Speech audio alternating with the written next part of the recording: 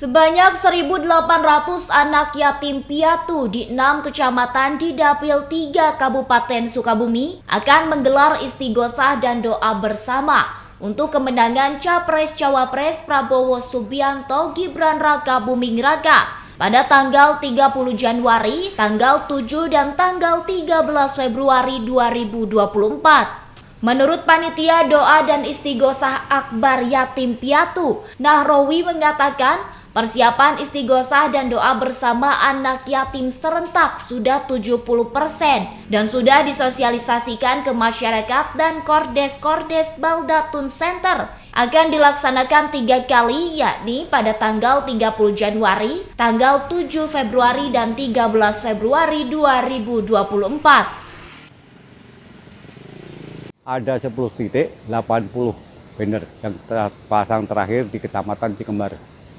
Berapa desa nih? 10 desa. 10 desa ya.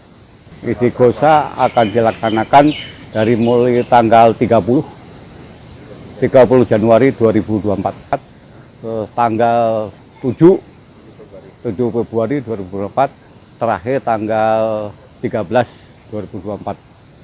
3 kali Pak ya?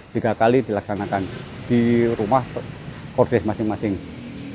Sementara itu, sejumlah informasi dan pengumuman telah ditebar melalui banner dan juga informasi ke masyarakat. Dari Cikembar, Kabupaten Sukabumi, Muhammad Ujang Heriaman melaporkan.